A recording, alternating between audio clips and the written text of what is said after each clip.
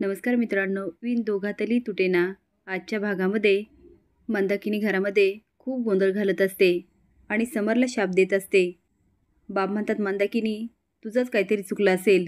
त्या माणसाच्या गाडीसमोर येऊन तूच त्याला त्रास दिला असेल आणि तुझ्या जास्त बोलण्यामुळे तो वैतागला. पण मंदाकिनी पुन्हा म्हणायला लागते, माझा शाप लागेल त्याला. आता बाबा बोरडतात, पुरे म्हटलं ना मंदाकिनी, बास, आता एक शब्दही बोलायचा नाही. आता रोहन घरी येत असेल.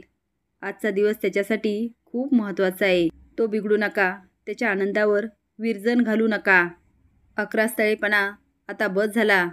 आणि एक गोष्ट लक्षात ठेव, यापुढे मोठ्या गाडीसमोर मोठं होण्यासाठी माझ्या मोठ्या किंवा छोट्या लेकीला तू जर मध्ये आणलंस ना, तर गाठ माझ्याशी आहे. नशिबाने आज सुष्मिताला काही झालं नाही, पण तिला जर काही झालं असतं ना मंदाकिनी, मी तुला माफ केलं नसतं. मंदाकिनी म्हणते, तुम्हाला काय वाटतं, मीच माझ्या मुलीचा जीव धोक्यात घातला? काही झालं तरी माझ्यावरच आरोप, मीच चुकीची. डोकं पकडत म्हणते, देवा देवा देवा, हे सगळं ना त्या माजोरड्या माणसामुळे झालेलं आहे. नाही त्याच्या मोठ्या गाडीतून त्याला खाली उतरून माझे पाय धरायला लावले ना, तर मी नाव नाही लावणार मंदाकिनी सरपोतदार.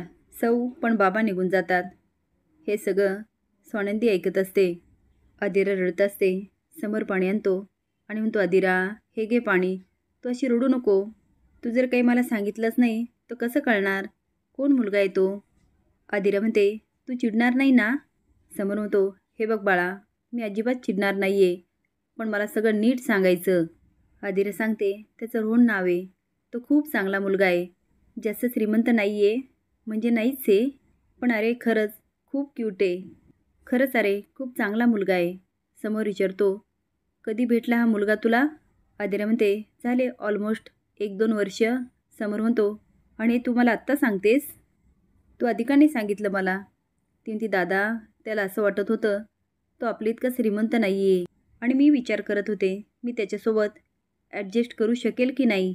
आणि मग काय, 1दा-2दा आमची भांडणं झाली, एवढी मोठी भांडणं झाली, आणि मग काय आमचं बोलणं बंद झालं. आणि त्यानंतर मला कळालं मी त्याच्याशिवाय जगूच शकत नाही. मी त्याला भेटले नाही, त्याच्याशी बोलले नाही की मला कसं तरी व्हायचं, मला करमायचंच नाही.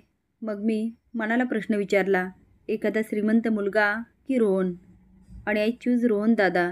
खरंच मी त्याच्यावर खूप प्रेम करते. तो इतका साधा आणि इतका क्यूट आहे ना, सच अ जेंटलमॅन.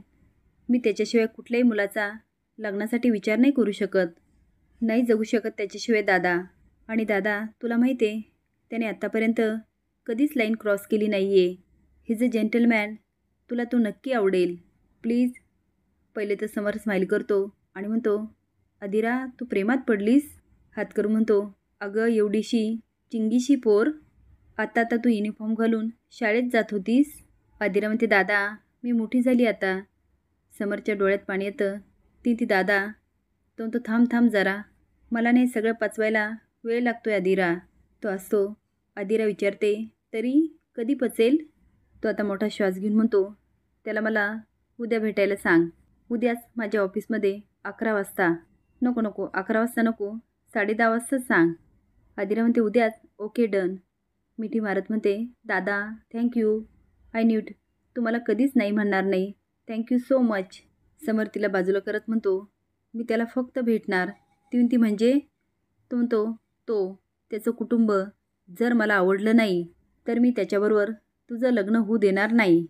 आदिरा म्हणते, अरे पण. तो म्हणतो, ऐक ऐक. हे बघ आदिरा, मी त्याला भेटताना माझ्या मनात कुठलाही किंतू नाही आहे. मी काही डोक्यात ठेवून त्याला भेटत नाही आहे. मी कोरी पाटी घेऊन त्याला भेटतोय.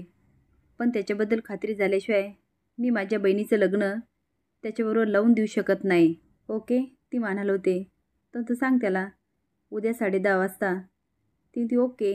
रोहन घरी येतो आणि देवासमोर प्रमोशनचं लेटर ठेवतो. सगळे हात जोडून उभा राहतात आणि त्यांच्या चेहऱ्यावर खूप आनंद असतो. पण मंदाकिनी मात्र अजूनही रागात असते.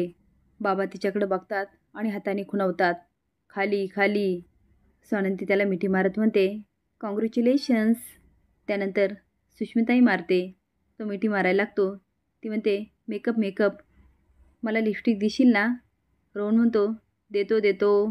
रोहन म्हणतो, बाबा पाया पडतो. बाब म्हणतात, खूप मोठा हो. तो म्हणतो, हो बाबा. आता म्हणतो आई पाया पडतो. ती म्हणते खूप पैसे कमव. आता सगळेच हसायला लागतात. मंदाकिनी म्हणते काय रे रोहन, कितीने वाढला पगार? तो म्हणतो अगं 7,000ने वाढला. ती म्हणते 7,000 एवढ्याशाने काय होणार आहे? कुठे पुरेशी पडणार आहे? काय रे बाबा तू पण, आणि निघून जाते. रोहन म्हणतो हिचं काय करायचं आता? स्वानंदी म्हणते रोहन, आणि मोठ्याने म्हणते अगं आई 7,000त सगळा किराणा येतो आणि पैसे पण उरतात. बाबा म्हणतात अगं जो कमवतो ना त्यालाच कळतं. मंदाकिनी म्हणते हो हो, जे घर चालवतं ना त्याला कळतं. तुमचे 7,000 सुष्मिताच्या मेकअपलाच पुरणार नाही. बाबा म्हणतात अगं रोहन तुझाच मुलगा आहे ना, त्याच्या चेहऱ्यावर थोडा आनंद राहू दे. पण मंदाकिनी काय माघार घेत नाही. रोहन म्हणतो ताई तू माझ्यासाठी खीर बनवली ना? ती म्हणते हो, आणि स्पेशली तुझ्यासाठी काढून पण ठेवली. तर ते बघा मी तुमच्या प्रत्येकासाठी काही काही आणलं. ताई ही साडी तुझ्यासाठी. सुष्मिता म्हणते यू काय काकूबाईसारखी आहे. रोहन म्हणतो खरंच का, चेंज करून मिळते? स्वानंदी म्हणते नाही रे, मला खूप आवडली. तो म्हणतो बाबा ह्या चपला तुमच्यासाठी, तुमच्या टाचा दुखतात ना त्यासाठी खास ह्या चपला. आता तुम्ही निश्चिंत राहा. आणि हां मिस नाशिक, मी तुमच्यासाठी पण काहीतरी आणलं आहे. ही स्पेशल पर्स तुमच्यासाठी, आवडली ना? पण मंदाकिनी फक्त मांडवलं होते. सुष्मिता तोंड पाडून उभी असते. रोहन तिची फिरकी घेतो आणि म्हणतो ताई ही सुष्मिता बरी आहे ना? नाही म्हणजे तिने माझ्याकडून गिफ्टच नाही मागितलं. स्वानंदी म्हणते ऑफकोर्स पाहिजे. तो आता एवढा मोठा झाला, पगार वाढला, आता तू स्वतःहून गिफ्ट द्यावं अशी तिची इच्छा आहे. रोहन म्हणतो असं आहे का सुष्मिता मॅडम? ती मान हलवते. तो आता तिला म्हणतो हे घ्या तुमच्यासाठी. तेवढ्यात मंदाकिनी येते आणि म्हणते छान या स्वानंदीची साडी. अरे रोहन कशाला आणले पर्स? माझ्याकडं खूप आहेत. डोळ्याला हात लावत म्हणते आजचा दिवसच वाईट. रोहन म्हणतो काय झालं? स्वानंदी म्हणते आई तुला ही साडी आवडली ना? बघ ना मी आलेच. रोहनला कोणी काहीच सांगत नाही म्हणून तो स्वानंदीकडे जातो. पण स्वानंदी विषय बदलते आणि आदिराचा काढते. पण रोहन मात्र त्यामध्ये कन्फ्यूज असतो. मलिका येते आणि म्हणते समर तू निघालास ऑफिसला? अरे मी तू लोकांना होकार कळवला, आता आदिराला कन्व्हिन्स करायचं काम तुझं. इकडे आदिरा फोन करते. स्वानंदी म्हणते घे घे. आदिरा म्हणते बेबी कसा आहेस तू? बरं ऐक ना, आपलं आज लग्न ठरणार आहे आणि तुला पिंट्या दादाने भेटायला बोलवलं. तो म्हणतो अगं काय माझं ऑफिस? ती लग्न महत्त्वाचं की ऑफिस? बरं ऐक मी तुला ॲड्रेस सेंड करते.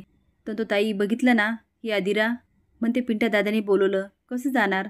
स्वानंदी म्हणते अरे जा मग. तो म्हणतो अगं तिचा पिंट्या दादा खूप मोठा माणूस आहे. स्वानंदी म्हणते अरे भेटून तर ये.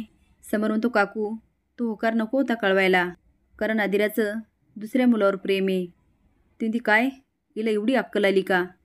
तो म्हणतो काकू ती आता मोठी झाली आहे आणि मी तिलाही सांगितलं मी मुलाला भेटल्याशिवाय काही ठरवणार नाही, आणि तुला पण सांगतो.